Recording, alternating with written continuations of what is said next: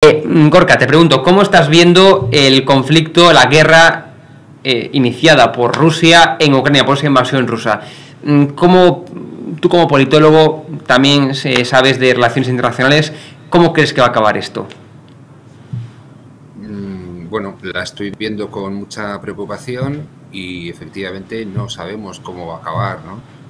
¿Cómo podría acabar? Pues posiblemente con el control por parte de Putin de Ucrania, y a partir de ahí el conflicto, entre comillas, puede extenderse largo tiempo, porque los ucranianos han demostrado que no están dispuestos a rendirse tan fácil como algunos les piden, ¿no? Por lo tanto, más allá de que Rusia se haga con el control del país, después les puede durarse una resistencia que pueda durar años, pero tampoco se sabe, tampoco exactamente qué es lo que puede ocurrir, ni siquiera en los próximos días. Sabemos que Putin está decidido a seguir con su violencia extrema y que los ucranianos, con el apoyo internacional, están dispuestos a defenderse. Veremos a ver. Desde luego, estamos viendo cómo se está enquistando. El objetivo de Rusia pues era acabar cuanto antes. Ucrania tampoco yo creo que pensaba que iba a resistir tanto, y esta resistencia pues lo que está haciendo es eso, enquistar todavía más esa guerra y preocupar porque vamos, estamos viendo que quien está llevando a cabo, quien inició la guerra es un loco, se llama Putin. Es una persona que es un psicópata, es un dictador psicópata, y esta persona, a ver si pulsa o no ese botón nuclear que tanto se está hablando estos días. Ese es otro de los problemas, ¿no? Que nos enfrentamos efectivamente ante una persona enloquecida, ante un dictador, que lleva siendo un dictador desde hace muchos años, ¿no? Eliminando a la disidencia rusa, eh, censurando medios de comunicación que no están controlados por el Kremlin, eliminando a periodistas, etcétera. Este es un señor que lleva ejerciendo como dictador muchos años, ¿no? Con lo cual, pues se complica el asunto porque nunca se sabe cómo va a ser capaz de responder. La comunidad internacional ha respondido bien, ha respondido mejor de lo que se esperaba.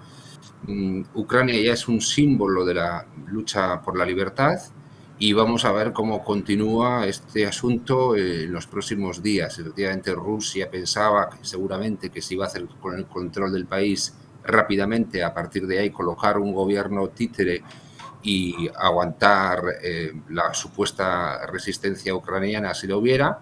Pero, claro, cuando uno inicia una guerra de estas características, pues no se sabe cómo va a terminar. Y de momento Ucrania parece que está por lo menos aguantando, si se puede decir así, ya de las miles de víctimas posiblemente que ya se hayan producido.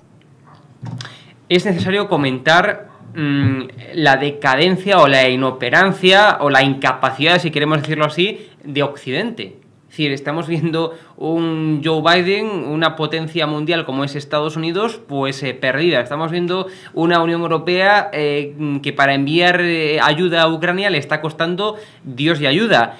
Estamos viendo, insisto, pero no de ahora, sino ya desde hace mucho tiempo, por este cierto decaimiento de Occidente. No sé cómo lo valoras, Gorka, esto. Sin embargo, se está respondiendo incluso mejor de lo que se esperaba, Sí, eso también es y cierto, sí. seguramente mejor de lo que esperaba el propio Putin.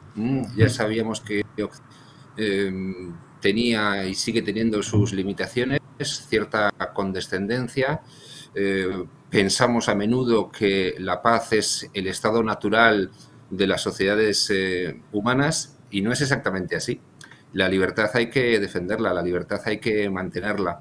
Si uno se mantiene de brazos cruzados ante determinados asuntos, ante determinados problemas, ante determinados conflictos, entre comillas, pues puede ocurrir que la situación se cambie, ¿no? Dramáticamente y radicalmente, y una sociedad que en principio vivía bien y en paz y en libertad, pues se encuentre con una guerra a sus puertas, incluso dentro de su propio territorio. Quizás pueda servir esta situación para que Occidente espabile, se actualice y tenga en cuenta y vigile muy de cerca a los dictadores que en el mundo y a esos países que son un peligro para los que los rodean, ¿no? Que es, por cierto, lo que habitualmente no se suele hacer o no se ha hecho. Es decir, tener en cuenta cuáles son los problemas que pueden surgir y tomar medidas antes de que se produzcan. Y tenemos que hablar más concretamente de cómo el gobierno de España, el gobierno de Pedro Sánchez, está gestionando esto. Que esto es otra locura más. Es decir, otra locura más que tenemos que analizar. Pedro Sánchez pasó del no enviar armas, de no enviar ayuda, de hacerle la pelota a Podemos, a en menos de 24 o 48 horas cambiar de opinión radicalmente y decir que sí se iba a enviar armas. Yone Belarra, por su parte, que recordemos, es la secretaria general de un partido que está gobernando, se llama Unidas Podemos, que a veces se nos olvida. A veces nos olvida que Podemos está gobernando, ¿no? Es parte del gobierno. Bueno, pues esta mujer dijo, además de ser ministra, dijo que iba a dimitir. Bueno, no ha dimitido, evidentemente. Sí. O sea, esos 80.000 euros que gana al año, eso no lo puede dejar, evidentemente. Y como ella, pues hemos visto a Echenique, el portavoz de Podemos en el Congreso, diciendo 3/4 de lo mismo, yendo en contra de su propio gobierno. Es decir, esto estamos dando una imagen penosa, horrorosa. Sí. Vamos a ver, por un lado, Pedro Sánchez tiene esa habilidad para poder cambiar de decir Diego sin mayor problema y uno a uno, como hemos visto en los últimos tiempos, ir tumbando sus rivales electorales, ¿no? Desde Albert Rivera, pasando por Pablo Iglesias o incluso Pablo Casado, ¿no? Con lo cual, el hombre es habilidoso, es decir, no tiene demasiados principios, no tiene demasiados límites morales, es capaz de prometer algo y no cumplirlo, o prometer una cosa contraria, y ahí se mantiene. Y el asunto es que está acompañado en el gobierno por una formación de las características de Podemos, que no quiere la concordia, sino que quiere todo lo contrario, ¿no? Y que es un peligro para la propia convivencia entre españoles. Me da por pensar que no le viene del todo mal a Pedro Sánchez dejar en evidencia a Podemos o que Podemos él solo se quede en evidencia ante una situación como la que estamos viviendo, de tal forma que él pase a ser casi considerado como un hombre de Estado, si lo comparamos con lo que tiene al lado suyo, ¿no? Es decir, Podemos, al que Ciudadanos, que está ya prácticamente desaparecido, o el PP, que está en crisis, Podemos tiene ahora mismo problemas, ¿no? Con lo cual, yo tampoco descartaría, y es algo sobre lo que voy a escribir en breve, que Sánchez decidiera convocar elecciones generales, teniendo en cuenta cómo está la oposición y la situación en la que se encuentra el propio país. Y Podemos ahí está muy mal. Es decir, Podemos dice muchas barbaridades, Podemos estar dentro del gobierno, pero esta situación incluso podría interesarle al propio Partido Socialista Obrero Español, puestos ya, en fin, a pensar de manera maquiavélica.